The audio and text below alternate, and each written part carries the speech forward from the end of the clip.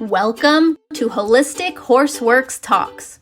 Join us with founder April Love as we talk about equine care. Learn what you can do to keep your horse happy, healthy, rideable, and sound through their 30s. Have a question you'd like to submit to the podcast? Just email April at HolisticHorseWorks.com for a chance to get it featured on the next episode.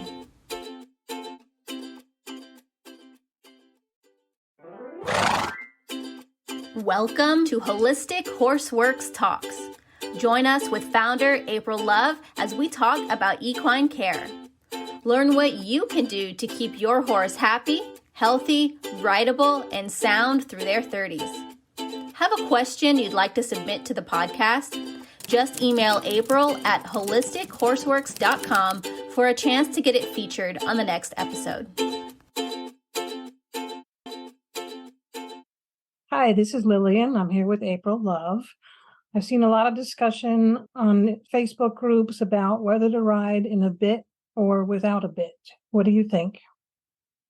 So I get into the balance of the horse's head. If you go to my website, HolisticHorseWorks.com, you can actually look on the cranial page. And I tell people to measure the balance of the head first before you even think about a bit. If it was me, I had braces for 2.5 years. I wouldn't want metal in my mouth. So unless you're showing and need explicit control, or when I was doing 50-mile cross-country endurance rides and you start at 6 a.m. on a fresh horse with 30 horses taking off, I was in a little light Tom Thumb because I had an Arab that had been on the racetrack and I needed to monitor our speed and tuck them in behind someone and not be running through rocks, but after 15, 20 miles at the next vet check, I would switch him out to the Arabian S Hackamore.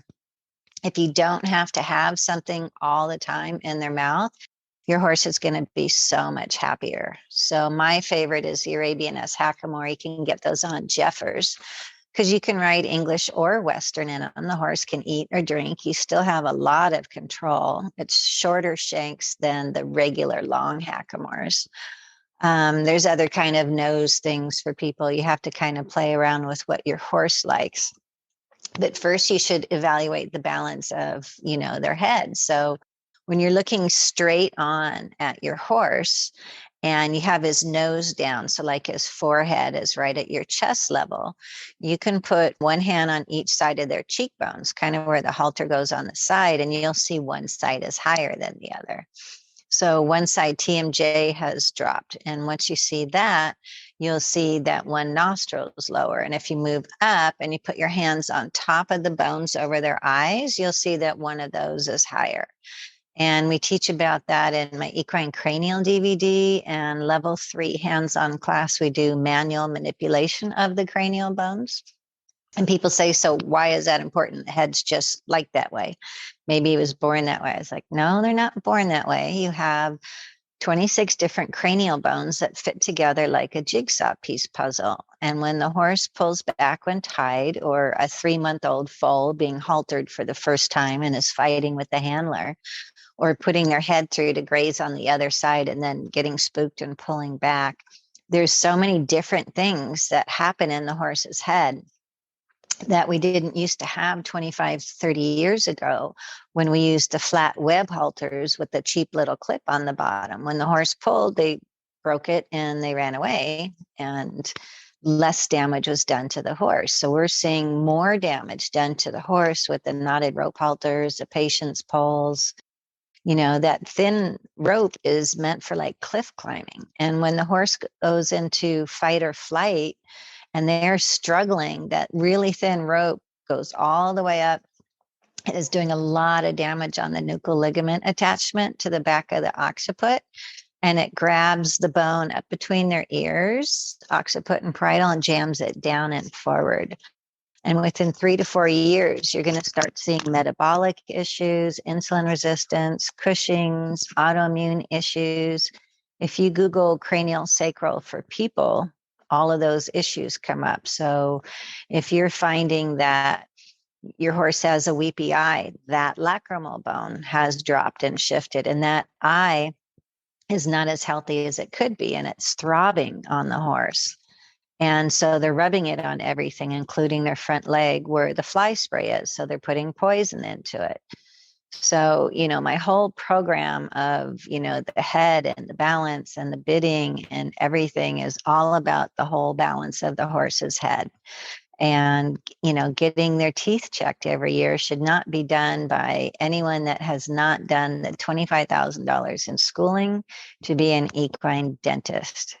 Each tooth means something, and anyone that's putting a flat file in there and power tools is taking all the teeth down at wrong angles. If you look at the side of a horse's jaw, there's a curve in the jaw, and the teeth go up towards the back. They come down in the middle, and they go up a little bit in the front. So if you're doing flat file in there, we're doing more damage than good. I know we have to balance the teeth, but doing the cranial work is what balances the teeth, because then the horse can actually chew correctly and wear his own teeth down. And you don't want to use someone that only does the backs and doesn't balance the front. I had a dentist come out and do power tools, sedated my horse, smoke coming out the mouth. He was 15. I only rode him in an Arabianist hackamore. And she gave him a bit seat, which takes down that first side chewing tooth right behind where the bit goes, and destabilized his whole mouth. His whole top line dropped. He lost all his physique and conditioning. He could barely chew. And this was a very high, well-known place that I don't want to mention their name. But I was like, wow, I paid $850 to ruin 2 horses' teeth, and I can't believe that I watched this and allowed it. And it actually took 5 years for my horse's teeth to start erupting again and growing. They took them so close down to the gums at age 15. So it took a couple of years to get that back. So when you're just talking about bidding and not bidding, really need to address, how the horse's cranial bones are moving. Is the TMJ in balance? Because if you have a bit in the mouth and you're, with your little pinkies on the reins, and you're like, well, my horse isn't giving to the left rein, that side TMJ is probably dropped. And the rider pulling on that rein saying, give to the bit, is actually destabilizing the whole TMJ joint on that side. So go to my cranial page. I actually have on my website how to do cranial yourself, level 1 energy work. The worst thing you can do is not try. You can't screw it up. And you'll notice a big difference in your horses and how soft they are, because heavy and argumentative to the bit means the TMJ can't give on that side. In your pole, your atlas and axis are not in alignment, so they can't bend at the pole to get on the bit. So a bigger bit, look at the snaffle. That's a huge poke on the roof of the horse's mouth. And when people do dressage and they have to use a cavassaw and tie the horse's mouth down so that they respond to the bit, they would be so much happier if they just did all the cranial work and the horse could just listen to absolutely every little cue that you gave them, instead of having to yank on their mouth to get them to turn or stop, or because think about how soft their lip lining is. When you put your finger in where the bit goes, that's really soft in there. And when we have, I've had to ride horses that were dead runaway horses at the gallop with a roller bit and a hood before I knew about all this. And it's like, I have no brakes. So I sympathize with people that say they have no brakes on their horse if they don't use a bigger bit. But they're still missing the fact that, horses running on adrenaline and pain. And when they're running on adrenaline, you're not going to have brakes. So it's still better to do my level 1 muscular unwinding program, which is home study on video. Once you pay for it, it's a digital download. You immediately get a free distance reading for your horse, the workbook, the video, and everything, so you can get started. You'll find the cranial video on there of how to work on your horse. And learning all this and doing this for your horse is going to give you such an amazing bond. The horse is going to look at you with bright, deep eyes and say, what are we going to do today? Instead of turning around and giving you their butt when you go out there with the halter and lead rope. And they're just so willing and so athletic, and they stay sound and happy, and they're chewing. Even mysterious colics can be from impactions of the horse not being able to chew sideways. So when you go up to your horse's head, and you rub up and down on the forehead, see if any of the skin moves over the bone. Now put your fingers on your forehead and you'll see that the skin moves, because there's supposed to be blood, oxygen, fascia glide between the hide and the skull. The fascia should move everywhere in the body. And a lot of these horses, that hair is just stuck to the bone. I'm like, oh my God, that's like being over tight facelift. Yeah, there's nothing that's going to be happy in the horse. They're not going to be able to chew well. They're not going to be able to digest well. So the head is really, really important.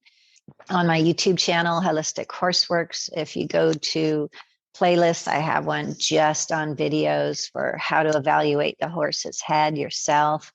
You can also take a thin tape measure, a soft one, not making a lot of noise.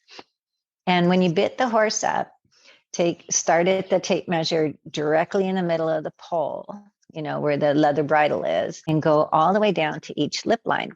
You might find one side is a half to an inch lower, and that's the side that the horse can't give to you on the bit. When you bit them up, is there one wrinkle on one side and two wrinkles on the other side?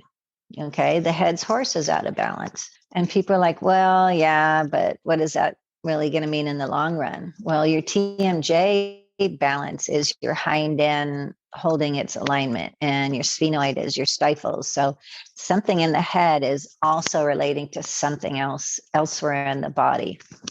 So if you're having hard to bridle horse, autoimmune issues, Cushing, the long hairs that aren't shedding, if you squeeze on the top of the mane going from the pole all the way down to the withers, it shouldn't get thicker in the middle, which is a sign of pre-Cushing's with the fatty pockets they're starting to store there.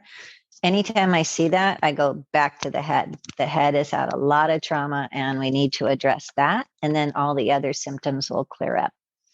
So on HolisticHorseWorks.com, on my shop page, you'll see a $60 video where you can start working on cranial yourself once or twice a week on your horse. And you'll be amazed at how loving, soft, and kind your horse starts being with you in this new bond that you get. And my saying is the worst you can do is not try. So you can always email me, April at HolisticHorseWorks.com with any questions. I also do distance readings on horses, which gives you a 7-page report on everything that's going on in the head and metabolic and where there's pain and what bones are out of alignment. Thank you for tuning in to another episode of Holistic Horseworks Talks with April Love. Remember to check the show notes for links to all the resources mentioned in this episode. Have a question you'd like to submit to the podcast? Email April at HolisticHorseWorks.com for a chance to get it featured on the next episode. Loved this information? Share it with your horse friends. They'll find it helpful too. To learn more, visit HolisticHorseWorks.com. And before you go, make sure you have a copy of our free ebook, Horse 101, Everything You Wish You Had Known Before You Got Your First Horse, at HorseAcademy101.com.